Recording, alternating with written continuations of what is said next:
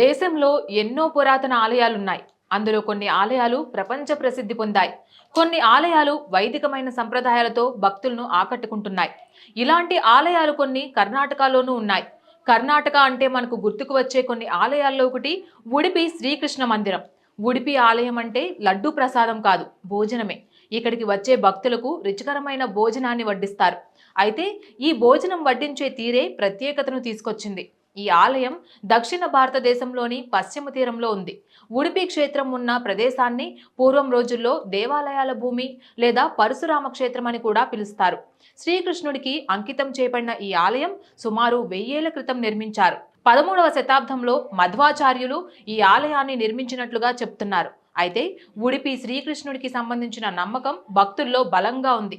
ఆలయంలో స్వామివారి పూజ తరువాత ప్రసాదాన్ని వడ్డిస్తారు. కర్ణాటక సంప్రదాయంలో ఆహారం వడ్డించే విధానం విచిత్రంగా ఉంటే ఉడిపిలో మరో అడుగు ముందుకు వేసి మరింత విచిత్రంగా ఉంటుంది. సాధారణంగా ప్రసాదాన్ని అరటి ఆకులు లేదా పాత్రల్లో వడ్డిస్తారు. ఈ రెండు పద్ధతుల్లో ఏ పద్ధతిలోనైనా మనం ఆహారం తీసుకోవచ్చు. కానీ ఉడిపి వచ్చి కోరిక కోరుకొని ఆ కోరిక నెరవేరిన తరువాత మరోసారి తప్పకుండా ఉడిపి రావాలని పండితులు చెప్తున్నారు. ఉడిపి వచ్చి స్వామిని దర్శించుకున్న తరువాత భోజనం చేసే సమయంలో ఆహారాన్ని నేలపై వడ్డించాలని చెప్తారు. కోరిక నెరవేరిన వ్యక్తులు నేలపైనే భోజనం వడ్డించుకుని తీసుకుంటారు. ఇక్కడ భోజనం శాలలోని నేలను నల్ల కడపరాయితో నిర్మించారు. దీంతో నేల అద్దంలా మెరిసిపోతోంది. కోరిన కోరికలు నెరవేరిన భక్తులు నేలపై వడ్డించమని అడిగి మరీ తింటారట. ప్రతిరోజు ఎంతో మంది ఇలా నేలపై భోజనం చేస్తారని ఆలయ అధికారులు చెప్తున్నారు. స్వామిని మనసారా కోరుకుంటే కోరికలు నెరవేరుతాయని చెప్పడానికి ఇదొక ఉదాహరణగా ఉడిపి పండితులు చెప్తున్నారు. ఉడిపిలో బాలకృష్ణుడిగా స్వామి దర్శనమిస్తారు. ఇక్కడ స్వామిని భక్తులు నేరుగా దర్శనం చేసుకోరు. ఈ ఆలయంలో 9 రంధ్రాలు ఉన్న కిటికీ ద్వారానే బాలకన్నయ్యని దర్శించుకొని పూజిస్తారు. ఈ 9 రంధ్రాలను 9 గ్రహాలతో అనుసంధానించబడి ఉంటుందని చెప్తారు.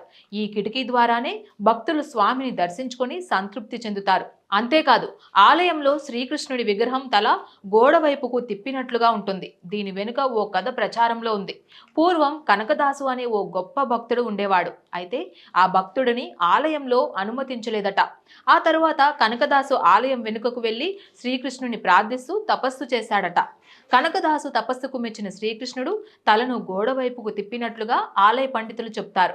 గోడ వైపు నుంచి కన్నయ్యను దర్శనం చేసుకునేందుకు కిటికీ తయారు చేయబడిందని పండితులు అంటారు. ఈ కిటికీ ద్వారానే భక్తులు స్వామిని దర్శనం చేసుకుంటారు. Please subscribe to the channel and download the Politicos app from the links in the description.